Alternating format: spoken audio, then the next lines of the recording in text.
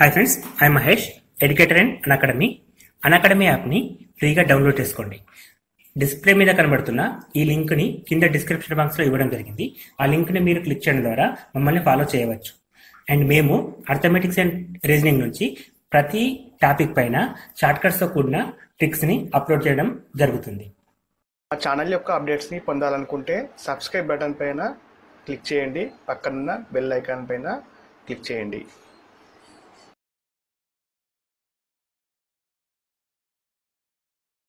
State line and ఇంకొక line తీసుకుందాం. ఈ లైన్కి ఏ విధంగా సంబంధం ఉంది ఇక్కడ చూస్తే క్లియర్లీ ఇది ఒక వేలో ఉంది, ఇది ఒక వేలో ఉంది. దానికి బేసికల్గా ఎటువంటి సంబంధం లేదు.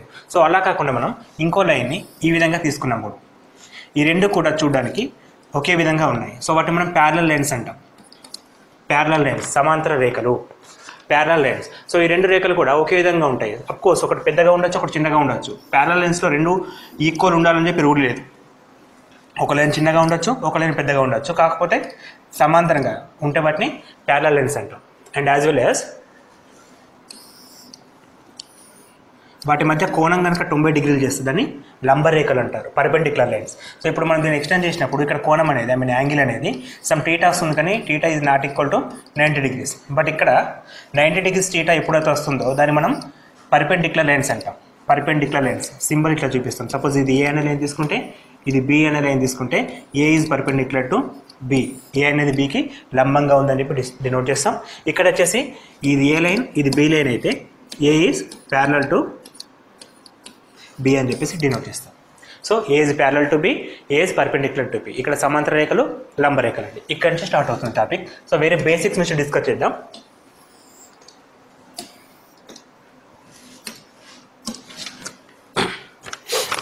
రెండు సమాంతర రేఖలను కన్సిడర్ చేద్దాం. ఇవి రెండు కూడా ప్యారలల్ లైన్స్. ఈ రెండు ప్యారలల్ లైన్స్కి ఒకటి ఇంటర్సెక్టింగ్ లైన్, అంటే ఖండించే వేరొక లైన్ తీసుకున్నట్టయితే. సో ఇది ఏ అనే లైన్ అనుకోండి, ఇది బి అనే line. A is parallel to B and C అనేది అనదర్ లైన్. సో ఇక్కడ నుంచి టాపిక్ స్టార్ట్ అవుతుంది. సో ఇక్కడ మనకు ఇక్కడ ఖండించినప్పుడు ఒక టీటా వస్తుంది మనకి. సో దీన్ని యాంగిల్ 1 అనుకుంది. ఈ 1 అనేది ఈ సమాంతర రేఖలు అయితే ఇది 2 అనుకుందాం. సారీ, ఇట్లా తీసుకుంటే ఓకే, 1 అంటే 2 అనుకుందామండి. సో ఇక్కడ టీటా అనేది 1 అయినప్పుడు, టీటా 2 అయినప్పుడు ఈ రెండు సమాంతర లైన్స్ అయితే, ప్యారలల్ లైన్స్ అయితే 1 equal to angle 1 equal to angle 2 అవడం జరుగుతుంది. ఇక్కడ యాంగిల్ 1, యాంగిల్ 2ని కరస్పాండింగ్ లైన్స్ అంటాం. కరస్పాండింగ్ యాంగిల్స్ అంటే రెండు సమాంతర రేఖలను ఒక లైన్ కనుక విభజిస్తే అక్కడ ఫస్ట్ కోణం ఎంత ఉంటుందో ఇక్కడ సెకండ్ కోణం అంతే ఉంటుంది. అండ్ దీని ఇప్పుడు 3 అనుకుంటే ఇది 4 అయితే యాంగిల్ 3 ఈక్వల్ టు యాంగిల్ 4 ఉంటుంది. అండ్ యాజ్ వెల్ యాజ్ ఇది 5 అయితే ఇది 6, యాంగిల్ 5 ఈక్వల్ టు యాంగిల్ 6 ఉంటుంది. ఇది 7 అయితే ఇది 8 అనుకుంటే యాంగిల్ 7 ఈక్వల్ టు యాంగిల్ 8. ఇవన్నీ కూడా కరస్పాండింగ్ లైన్స్ అండి, corresponding angles are equal. So ఎప్పుడైతే ఒక రెండు సమాంతర రేఖలను వేరే లైన్ కనుక విభజిస్తే అక్కడ వచ్చే కరస్పాండింగ్ లైన్స్ అన్నిటి కూడా ఎల్లప్పుడూ ఈక్వల్గా ఉండడం జరుగుతుంది. వాటిని మనం కరస్పాండింగ్ లైన్స్ అంటాం. సో ఇక్కడ ప్రాపర్టీస్ ఏంటంటే యాంగిల్ 1 ఈక్వల్ టు 2. మన క్వశ్చన్స్లో ఏ విధంగా అడుగుతారంటే, సపోజ్ ఇక్కడ 30 డిగ్రీస్ ఉంది, ఇక్కడ ఎంత ఉంది అనే క్వశ్చన్ రావచ్చు. అండ్ ఇక్కడ ఎంత ఉంది, ఇక్కడ ఎంత ఉంది. ఫర్ ఎగ్జాంపుల్ తీసుకుందాం ఒకటి.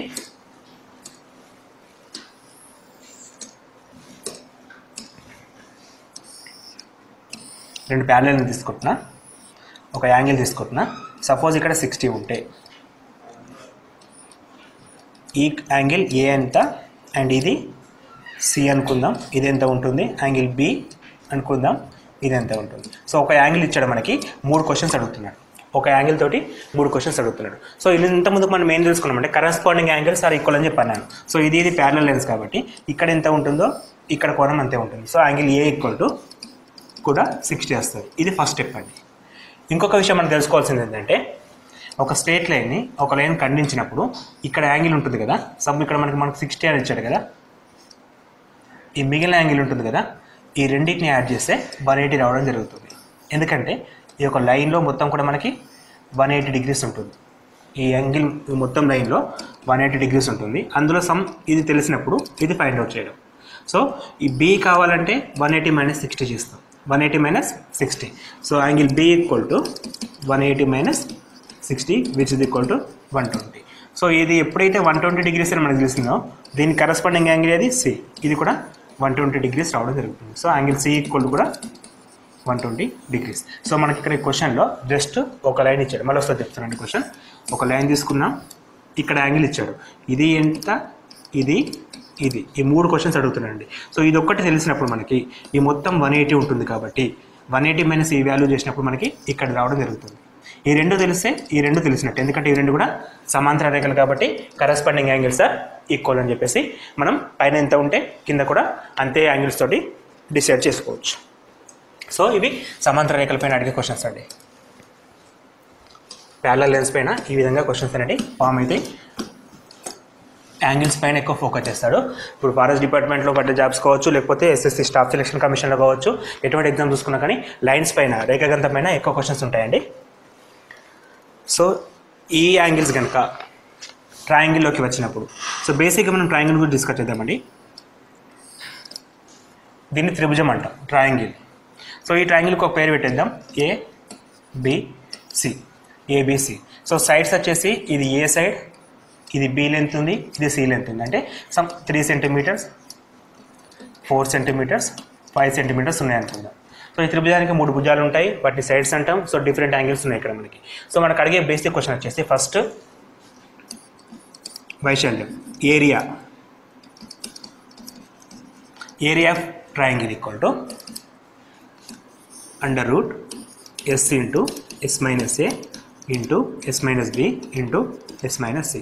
అండ్ ఇక్కడ ఎస్ అంటే A plus B plus C by 2, A plus B plus C by 2.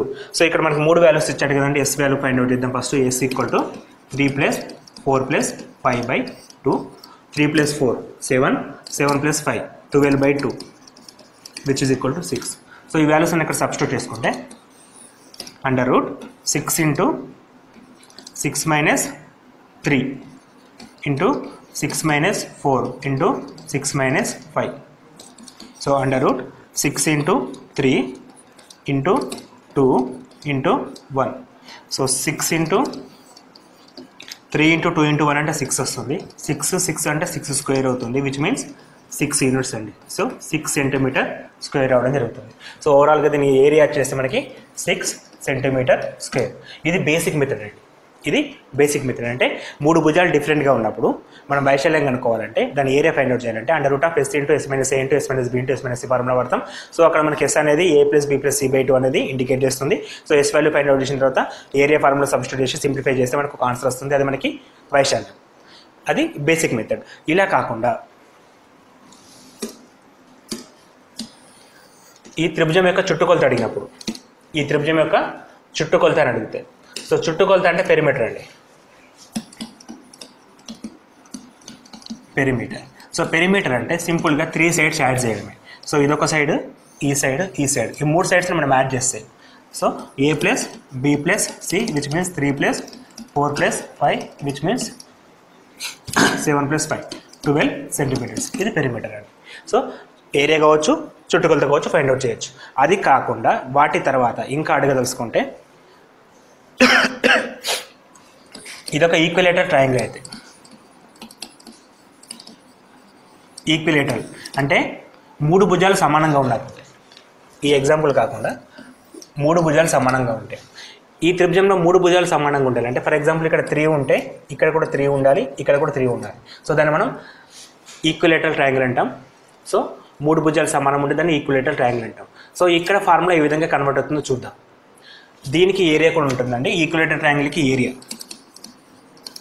Basic area వచ్చేసి ఫస్ట్ ఎగ్జాంపుల్ మనం రాసుకున్నప్పుడు ఏం రాసుకున్నామంటే ఏరియా డెఫినేషన్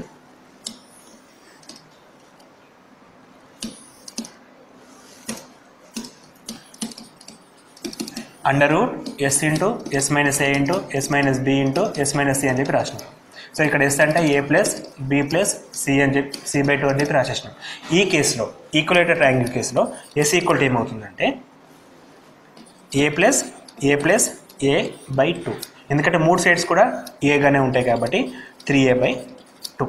సో ఆ వాల్యూస్ ఇక్కడ రాస్తాయి. ఎస్ అంటే 3a by 2 into S minus 3a by 2 minus A and again S minus 3a by 2 B అంటే కూడా మళ్ళీ ఏనే కాబట్టి ఏని, and S A by 2 minus A అంటే హోల్ క్యూబ్ రావడం జరుగుతుంది.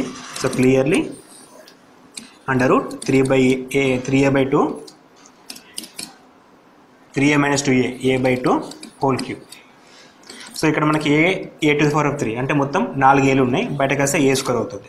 2 క్యూబ్ మొత్తం 4 2s ఉన్నాయి, బయటకు వస్తే 2 స్క్వేర్ విచ్ మీన్స్ 4, ఒక రూట్ 3 అంటే which means root 3 by 4 a square అవడం జరుగుతుంది. Root 3 by 4 a square. So ఇది దీనికి సంబంధించిన వైశాల్యం ఏరియాకి ఫార్ములా. సో ఇక్కడ ఏ అంటే ఎంత మనకి 3 అని మెన్షన్ చేశాడు కాబట్టి రూట్ 3 బై 4 ఇంటూ 3 స్క్వేర్ అంటే 9. సో 9 రూట్ 3 బై 4 అని చెప్పేసి ఆన్సర్ వస్తుందండి. అది ఈక్వలేటరల్ ట్రయాంగిల్ అయితే. ఈక్వలేటరల్ ట్రయాంగిల్ అయినప్పుడు ఈ ఫార్ములా వాడతాం. యాజ్ వెల్ యాజ్ ఇక్కడ హైట్కి సంబంధించిన క్వశ్చన్స్ కూడా అడుగుతాడు. అంటే ఇక్కడ మనం ఏరియా చూసాం కదా, ఏరియా కాకుండా హైట్ అంటే ఇదండి. సో దీన్ని హైట్ అని చెప్పి డినోట్ చేస్తే హైట్కి సంబంధించిన ఫార్ములా కూడా అడుగుతాడు. What is the height of triangle, equilateral triangle కానీ ఇచ్చినప్పుడు.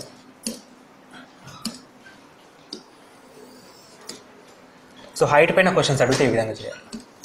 సో ఒక ట్రయాంగిల్లో ఇప్పుడు మనం హైట్ రాసినప్పుడు ఇక్కడ ఇది ఏమవుతుందంటే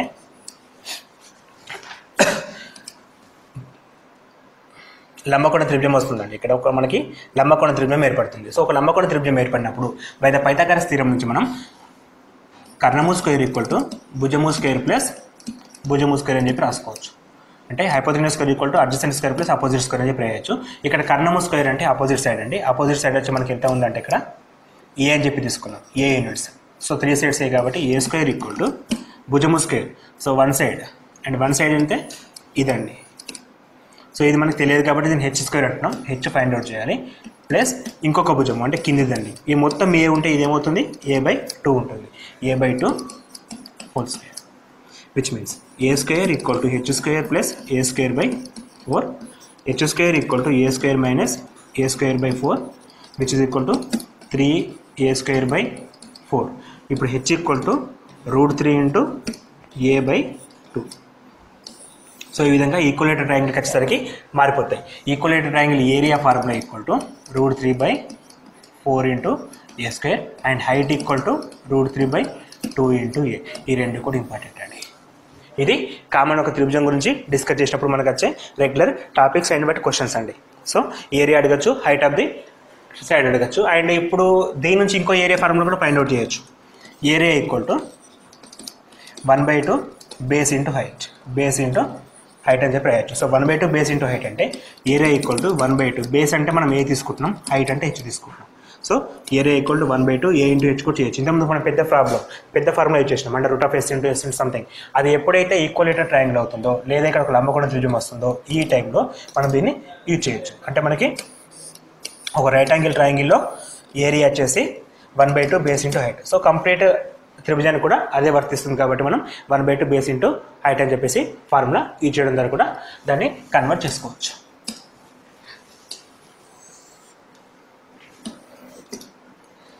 సో నెక్స్ట్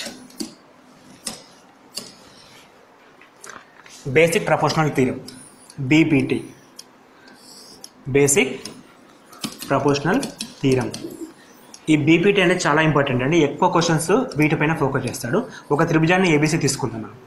దీనికి అంటే బీసీ లైన్కి సమాంతరంగా ఉండే ఒక రేఖ, బీసీకి సమాంతరంగా ఉండే ఒక రేఖ, దీని పేరు వచ్చేసి డి అని చెప్పి పెట్టేద్దాం. So DE, BC is parallelly DE. ఇంకొక లైన్ తీసుకుంటే ఈ రెండు సమాంతర రేఖలు అయినప్పుడు ఈ త్రిభుజాన్ని విభజించే నిష్పత్తి అంటే ఈ త్రిభుజాన్ని ఈ డిఈ అనే రేఖ విభజించే నిష్పత్తి అంటే AD by dB which is equal to AE by EC. AE by EC basic level ఎగ్జామ్స్లో ఎక్కువగా అడిగే క్వశ్చన్ ఇదేనండి. సో ఫారెస్ట్ ఆఫీసర్ తీసుకుంటే ఫర్ ఎగ్జాంపుల్ బీట్ ఆఫీసెస్లో అడిగే క్వశ్చన్స్ ఎక్కువ ఇక్కడ ఫోకస్ చేస్తాడు. అంటే ఇక్కడ basic questions basic proportionality theorem పైన ఫోకస్ అయి ఉంటాయి. బేసిక్ ప్రపోర్షనాలిటీ థీరం మనకి ఏం చెప్తుందంటే ఇక్కడ రేషియోకి సమానం which means x1 by x2 equal to y1 by y2 అని చెప్పి మనం డిసైడ్ చేయొచ్చు. సో క్వశ్చన్స్ ఏ విధంగా అడుగుతారంటే ఒక త్రిభుజం ఇచ్చేసి ఒక లైన్ తీసుకొని సో ఇది 3 యూనిట్స్ ఉంది, ఇది 4 యూనిట్స్ ఉంది, ఇది 6 యూనిట్స్ ఉంది, ఇది ఎన్ని యూనిట్స్ ఉంది అని చెప్పి క్వశ్చన్ అడుగుతారు. A B C డిఈ అనే క్వశ్చన్స్ అడుగుతూ ఉంటాడు. సో అప్పుడు మనకి AD by the basic proportional theorem AD అంటే 3 అండి. 3/db 4 = ఏఈ 6 తెలియని వాల్యూ x అనుకుంటే cross multiplication 3 × x 3x = 6 × 4 3 1 = 3 2 which means 8 అండి. సో ఇక్కడ ఆన్సర్ ఎంత వస్తుంది 8. అంటే ఈ నిష్పత్తి అనేది డిపెండ్ అవుతుంది. దాన్ని మనం బేసిక్ ప్రపోర్షనల్ థీరం అని చెప్పి అంటాం. బేసిక్ ప్రపోర్షనల్ థీరం అంటే ఈ ఒక త్రిభుజంలో ఒక ప్యారలల్ లైన్ అనేది మిగిలిన రెండు భుజాలని సమాన నిష్పత్తిలో విభజిస్తుంది. ఇది బేసిక్ ప్రపోర్షనల్ థీరం అండి. సో దీని తర్వాత త్రిభుజాల సమాంతరత అంటే ఈక్వాలిటీ ఎలా ఉంటుందో చూద్దాం. సో ఒక త్రిభుజం తీసుకుంటే ఇంకొక త్రిభుజం తీసుకుందాం. సో బేసిక్గా దీనికి ఎటువంటి రిలేషన్ లేదు. సో ఇదొక టైప్లో ఉంది, ఇదొక టైప్లో ఉంది. అలా కాకుండా ఇంకో ట్రయాంగిల్ తీసుకుంటే సో మనం ఈ డయాగ్రామ్ చూసి కరెక్ట్ ఉందా లేదని చెప్పలేం. వాటిపైన ఏదో ఒకటి ఉండాలి కన్ఫర్మ్గా. ఐ మీన్ లైన్స్ ఈక్వల్ ఉన్నాయా, యాంగిల్స్ ఈక్వల్ ఉన్నాయా అని తెలియాలి. ఒక ట్రయాంగిల్లో ఈ విధంగా కాకుండా ఈ విధంగా నేను ట్రయాంగిల్ తీసుకున్నప్పుడు ఇక్కడ ఫస్ట్ ఒక టీటా, దీన్ని ఏ అనండి, angle A, angle B, angle C, angle A, angle B, angle C. ఇక్కడ కూడా ఒక యాంగిల్ తీసుకుందాం, angle A, angle B, angle C. First ఎగ్జాంపుల్లో 3 కోణాలు కూడా ఐ మీన్ ఒక త్రిభుజం కాబట్టి 3 కోణాలు మొత్తం అంటే a + b + c = 180 degrees ఉంటుంది. సెకండ్ కాదు ఏ త్రిభుజం తీసుకున్నా 1 + b a + b + c = 180 ఉంటుంది కామన్. సో ఇక్కడ మనకు కావాల్సింది అంటే angle A = angle capital A తీసుకోండి, క్యాపిటల్ బి తీసుకోండి, క్యాపిటల్ సి తీసుకోండి. Angle A angle B A, angle B angle B, angle C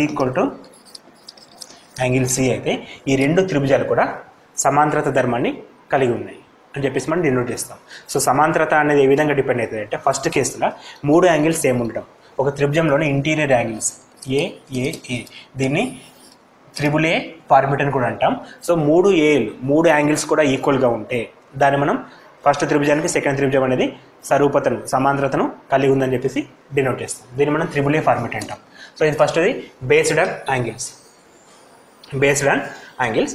ఇంకా సెకండ్ వచ్చేసి based on sides. For example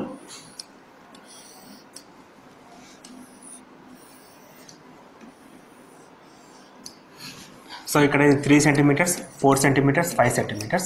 ఇక్కడ ఇది 9 centimeters, 12 centimeters, 15 centimeters ఉందనుకుందాం. సో ఇక్కడ రేషియో తీసుకుంటే వీటి రేషియో ఎంత 3/4. ఆర్ మొత్తం ప్రపోర్షనల్ తీసుకుంటే 3:4:5, 3:4:5.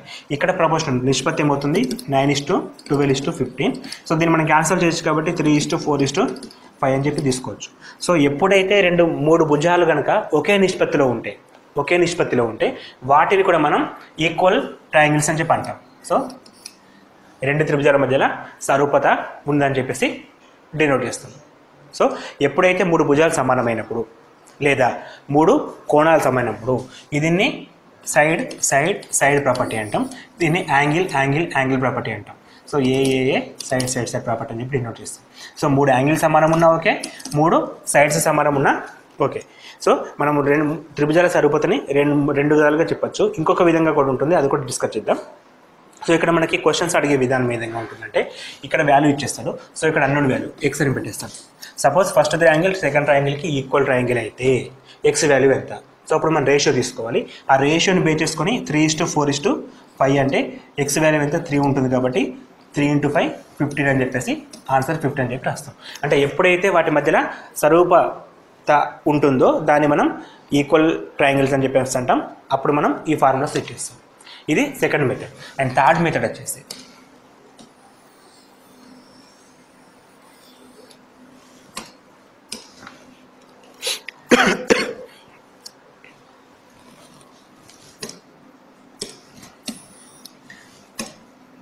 ఒక ట్రయాంగిల్ తీసుకుందాం,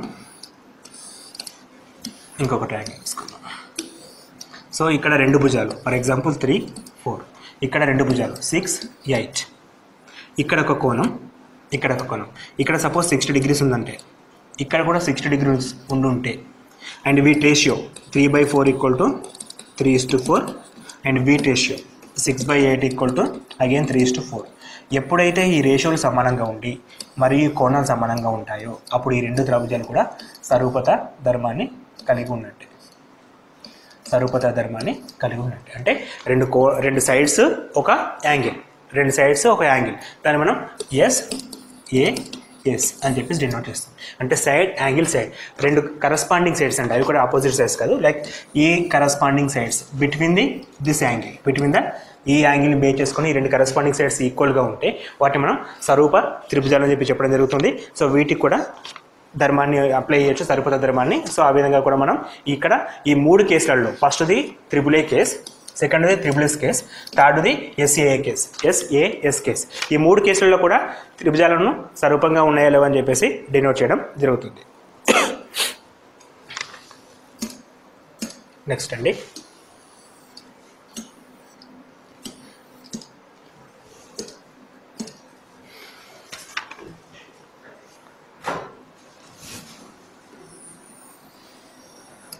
ఒక త్రిభుజంలో ఒక లైన్ తీసుకుంటే దీన్ని మనం కార్డ్ అంటామండి. దీన్ని మనం ఒక కార్డ్ అంటాం. అంటే ఒక త్రిభుజాన్ని ఒక రేఖ రెండు బిందువుల వద్ద ఖండిస్తే దాన్ని మనం కార్డ్ అని చెప్పి అనడం జరుగుతుంది. అండ్ ఒక త్రిభుజాన్ని ఒక రేఖ కేవలం ఒకే ఒక బిందువు దగ్గర ఖండిస్తే దీన్ని మనం ట్యాంజెంట్ అంటాం. దీన్ని మనం ట్యాంజెంట్ అంటాం. ఇక్కడ రెండు బిందువుల మధ్య ఖండిస్తే దాన్ని కార్డ్ అంటాం. రెండు కంటే ఎక్కువ బిందువులు ఖండించలేదు. సో ఇక్కడ మనం card properties and well as tangent properties కూడా నేర్చుకోవాల్సి వస్తాయి. క్వశ్చన్స్ డైరెక్ట్గా కార్డ్ పైన అడుగుతాడు, ట్యాంజెంట్ పైన కూడా క్వశ్చన్స్ అడగడం జరుగుతుంది. So card properties and tangent properties కూడా చూద్దాం ఒకసారి. ఫస్ట్ కార్డ్ అంటే మీనింగ్ ఏంటి? ఒక సర్కిల్ని ఒక లైన్ అనేది రెండు పాయింట్స్ దగ్గర ఖండించాలి. రెండు పాయింట్స్ దగ్గర ఖండించాలి. ఇక్కడ మనం తీసుకుంటే ఏ అండ్ బి అనే రెండు పాయింట్స్ తీసుకుంటున్నాం. ఈ రెండు పాయింట్స్ సర్కిల్ని లైన్ అనేది ఖండిస్తుంది. సో ఇక్కడ నుంచి ఒక లైన్ ఇలా గీస్తున్నా, ఈ రెండింటిని యాడ్ చేస్తున్నా. ఇది సి అనుకుంటే ఇక్కడ ఒక కోణం ఏర్పడుతుందని టీటా అని పేరు పెట్టినా అనుకుందాం. సో ఇక్కడ నుండి ఇంకొక లైన్ తీస్తున్నా, ఈ రెండింటిని యాడ్ చేస్తున్నా, ఇక్కడ ఒక కోణం వస్తుంది టీటా. ఈ రెండు వాల్యూస్ కూడా ఈక్వల్గా ఉంటాయి. ఈ రెండు వాల్యూస్ కూడా ఈక్వల్గా ఉంటాయి. అంటే ఈ కేసులో θ1 ఈక్వల్ టు θ2. సో అట్లా మనం ఎన్ని వాల్యూస్ గీసినా సరే, ఎన్ని వాల్యూస్ అంటే ఎండింగ్ వెళ్ళేసి మళ్ళీ ఈ లేఖను కలిపినప్పుడు ఇక్కడ టీటా వస్తుంది కదా, దీన్ని θ3 అనుకుంటే అన్ని కేసులలో కూడా టీటా అనేది ఈక్వల్ ఉంటుంది. ఫర్ ఎగ్జాంపుల్ ఇటు చిన్నగా తీసుకున్నా సరే ఈ టీటా అనేది వీటికి సమాంతరంగా ఉండడం జరుగుతుంది, ఈక్వల్గా ఉండడం జరుగుతుంది. సో ఇది వెరీ వెరీ ఇంపార్టెంట్ ప్రాపర్టీ అండి. ఇటువంటి ప్రాపర్టీస్ పైన క్వశ్చన్స్ ఫోకస్ చేస్తాడు. సో ఈ బేసిక్స్ కనుక మనకు పర్ఫెక్ట్గా ఉంటే క్వశ్చన్ని చూసి ఆన్సర్ చేయొచ్చు. పెద్దగా ఏం ప్రాబ్లం అంటే మనం మెథడ్ చేయడం ఏమో ఉండదు, ప్రాపర్టీస్ తెలియాలి ఫస్ట్ మనకి. సో ఇక్కడ టీటాస్ అన్ని ఈక్వల్ అనే విషయం మనకు తెలియాలి. ఈ అంతర్కోణాలు ఉంటాయి కదా, ఇప్పుడు మనం ఒక కార్డ్ తీసుకున్నప్పుడు ఒక కార్డ్ని కలిపే రెండు బిందువులు త్రిభుజం వృత్తం పైన వేరే బిందువు చేసే కోణం ఎల్లప్పుడూ సమానం అనే ప్రాపర్టీ ఉంది. సో ఆ ప్రాపర్టీ మనం డయాగ్రమెటిక్గా ఈ విధంగా డినోట్ చేస్తాం. సో ఇది వెరీ వెరీ ఇంపార్టెంట్ మెథడ్ అండి. సో ఇలా కాకుండా ఒక వృత్తంలో ఇది మనం టాంజెంట్ ఇప్పుడు డినోట్ చేసినాం కదా. సో టాంజెంట్ గురించి కొంచెం డిలే, వాటి గురించి తర్వాత చూద్దాం.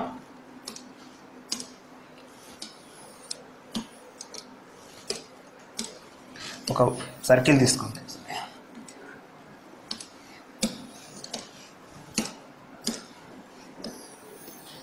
ఒక సర్కిల్ తీసుకున్నట్టయితే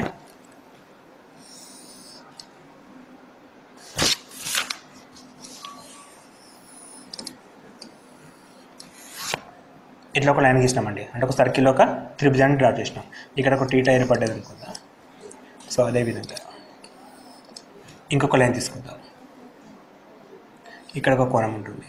సో ఇది కనుక బైసెక్టార్ లైన్ అయినప్పుడు, ఇది ఒక లంబ కోణం అయితే ఈ రెండు టీటా వాల్యూస్ ఈ టీటా వాల్యూకి సమానం. ఫర్ ఎగ్జాంపుల్ ఇక్కడ టీటా 60 ఉందంటే ఇక్కడ ఈ టోటల్ అనేది 120 ఉంటుంది. అంటే ఇది 60, ఇది 60 ఉంటుంది. ఇది very very important property. So మనం ఒక త్రిభుజంలో ఇంకొక త్రిభుజాన్ని డ్రా చేసినప్పుడు, ఒక త్రిభుజం లోపల ఇంకో త్రిభుజాన్ని డ్రా చేసినప్పుడు ఈ కోణం ఎంత ఉంటుందో ఇక్కడ ఎక్స్ ఉంటే ఇది 2x ఉంటుంది మొత్తం. సో అలా కూడా ఇండివిజువల్గా ఇది ఎక్స్ పార్ట్, ఇది ఎక్స్ పార్ట్. సో ఓవరాల్గా మొత్తం మనకి 2x రావడం జరుగుతుంది. ఇది very very important property. So ఇక్కడ మనం ఇక్కడ 60 తీసుకుంటే ఇది 120 తీసుకోవచ్చు. ఈ క్వశ్చన్స్ కూడా చాలా అడుగుతున్నాడండి ఎగ్జామ్లో. అక్కడ 60 ఉంటే ఇది కూడా 120 ఉండడం జరుగుతుంది.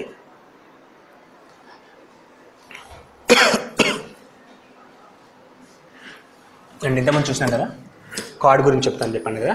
సో కార్డ్ గురించి డిస్కస్ చేయాల్సినప్పుడు ఇట్లా ఒక లైన్ దగ్గర పోతే దీన్ని మనం కార్డ్ అని చెప్పి అంటాం, సారీ ట్యాంజెంట్ అంటాం.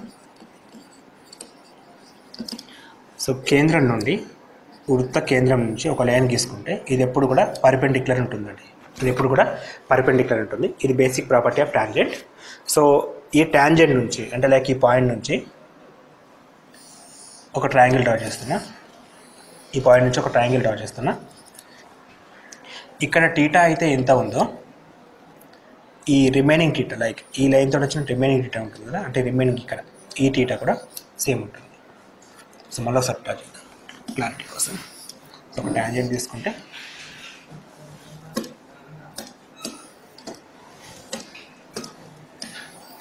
ఒక వృత్తానికి ఒక బిందువు దగ్గర ఖండిస్తే దీన్ని మనం ట్యాంజెంట్ అంటాం. సో ఇక్కడ ఒక త్రిభుజం తీసుకున్నట్టయితే ఏ త్రిభుజం అయినా సరే ఇక్కడ టీటా ఎంత ఉందో ఇక్కడ టీటా అంతే ఉంటుంది. ఈ మొత్తం అండి ఈ రెండు సేమ్. అండ్ ఇక్కడ ఏ తీసుకుంటే ఈ మొత్తం కూడా ఏనే ఉండడం జరుగుతుంది. ఈ క్వశ్చన్స్ కూడా ఇంపార్టెంట్. అంటే ఒక ట్యాంజెంట్ అనేది ఒక వృత్తానికి ఇంటీరియర్గా గీసిన త్రిభుజాల కోణాలకు సమానం, అంటే ఆపోజిట్ సైడ్స్ అవి కూడా మళ్ళీ ఆ కోణం ఈ కోణంకి సమానంగా ఉండడం జరుగుతుంది. ఈ ప్రాపర్టీస్ కూడా గుర్తుపెట్టుకోండి. సో ఇది very very useful property. Next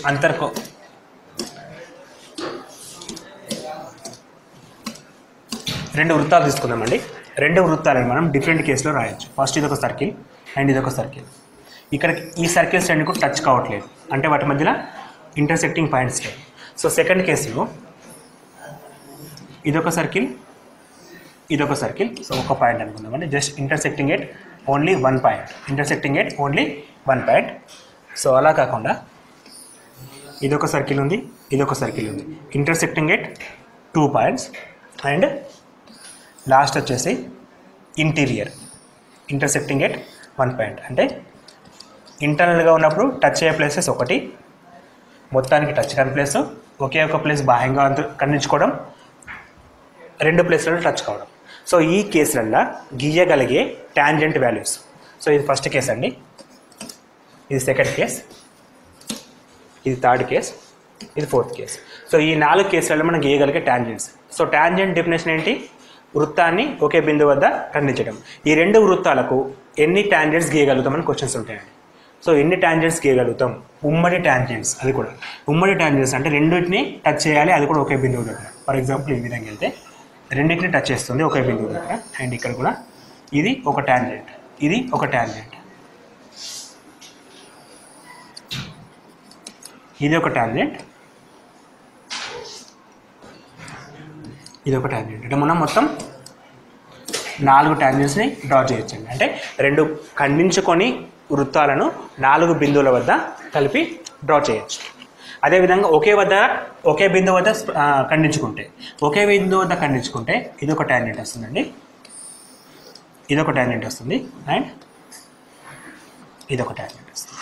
1 2 3 ఓవరాల్గా 3ని డ్రా చేయొచ్చు. ఇక్కడ క్వశ్చన్స్ డైరెక్ట్గా ఉంటాయి. రెండు ఖండించుకొని వృత్తాల మధ్య గీయగలిగే ఉమ్మడి ట్యాంజెంట్స్ ఎన్ని, ఒకే బిందువు దగ్గర ఖండించుకుంటే లేదా స్పృశించుకుంటే వాటి మధ్య ఉండే ఉమ్మడి ట్యాంజెంట్స్ ఎన్ని, లేదా రెండు బిందువుల మధ్య ఖండించుకుంటే వాటి మధ్య ఉండే ఉమ్మడి ట్యాంజెంట్స్ అంటే కేవలం 2 అండి. కేవలం 2 ట్యాంజెంట్స్ గీయగలుగుతాం. ఇవన్నీ 2. సో ఇంటీరియర్గా ఒక సర్కిల్ లోపల ఇంకో సర్కిల్ ఉంటే మనం కేవలం ఒకటి మాత్రమే గీయగలుగుతాం. సో ఈ విధంగా మనకి ఈ ట్యాంజెంట్స్ అనేవి డిపెండ్ అవుతాయి. మొత్తం కూడా మనం 4 కేసులలో ఫస్ట్ కేసులో 4 గీయగలుగుతాం, సెకండ్ కేసులో 3 గీయగలుగుతాం, థర్డ్ కేసులో 2, ఫోర్త్ కేసులో 1. ఈ కేసెస్ ఇంపార్టెంట్ అండి. సో డయాగ్రామ్ డైరెక్ట్గా ఇవ్వచ్చు లేదా బై మ్యాటర్ పరంగా కూడా ఇవ్వచ్చు. అంటే ఖండించుకొని వృత్తాలకు గీయగలిగే ఉమ్మడి ట్యాంజెంట్స్ ఎన్ని, ఒకే బిందువు దగ్గర ఖండించుకుంటే వాటికి గీయగలిగే ఉమ్మడి ట్యాంజెంట్స్ ఎన్ని అని చెప్పే క్వశ్చన్స్ డైరెక్ట్గా కూడా అడగడం జరుగుతుంది. సో వీటి తర్వాత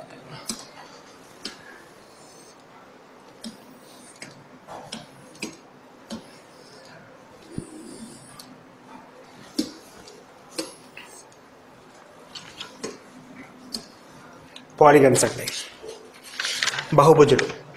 పాలిగన్స్ అనేది very very important topic and చాలామందికి అర్థం కాని టాపిక్ వచ్చేసి పాలిగన్స్. బహుభుజి కామన్గా 4 భుజాలు ఉంటే దాన్ని చతుర్భుజమా రాంబస అని చెప్పేసి డిఫరెంట్ పేరు పెడతాం. ఆ విధంగా కాకుండా ఎక్కువ భుజాలు ఉంటాయి, ఇదొక బహుభుజి.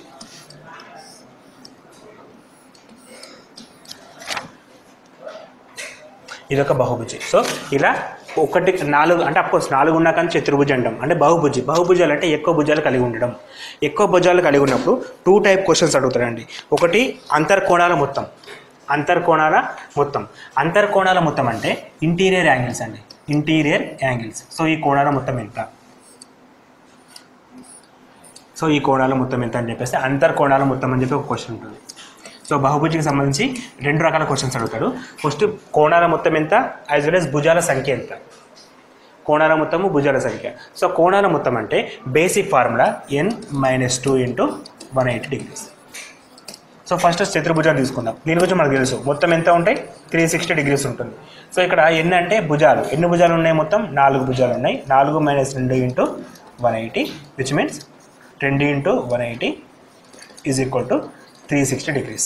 సో అంతర్కోణాల మొత్తం అనేది 360 degrees ఎప్పుడు చతుర్భుజానికి. సో ఇక్కడ ఇదే ఫార్ములా మనం దేనికైనా వాడవచ్చు. ఫర్ ఎగ్జాంపుల్ ఇక్కడ n = 6.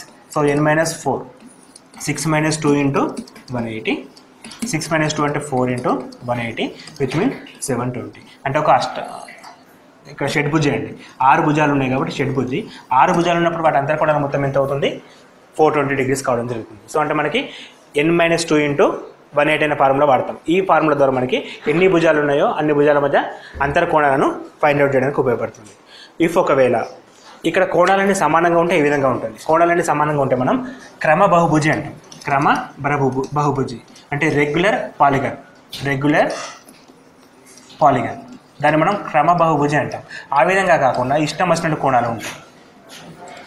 ఇది కూడా బహుభుజి. ఇక్కడ కోణం ఎప్పుడు కూడా మ్యాచ్ కావట్లేదు. ఇక్కడ ఇవి డిఫరెంట్ కోణాలు ఉన్నప్పుడు క్రమ బహుభుజి అని చెప్పి అనలేము. సో అటువంటి కేసు కూడా ఈ ఫార్ములా మనం యూజ్ చేయడం జరుగుతుంది. క్రమ బహుభుజి అయితే డైరెక్ట్గా n-2 × 180 అని వాడతాం. సో యాజ్ వెల్ యాజ్ క్రమంగా లేకపోయినా కూడా మనం ఇదే ఫార్ములా యూజ్ చేసేసి n-2 × 180 degrees అనే ఫార్ములా ద్వారా అంతర్కోణాల మొత్తాన్ని కనుక్కోవడం జరుగుతుంది. అంతర్కోణాల మొత్తం some of interior angles equal to what అనే క్వశ్చన్స్ సాల్వ్ చేస్తామండి. Some of interior angles. So ఈ విధంగా క్వశ్చన్స్ అనేది డిఫరెంట్గా అడగడం జరుగుతుంది. అండ్ ఈ టాపిక్ ఇక్కడితో కంటిన్యూ చేస్తున్నాం. పార్ట్ 2 వీడియోలో వీటిపైన అడిగే డిఫరెంట్ క్వశ్చన్స్ అండ్ వాటిని ఏ విధంగా సాల్వ్ చేయాలో నేర్చుకోవచ్చు. And thanks for watching and please do subscribe.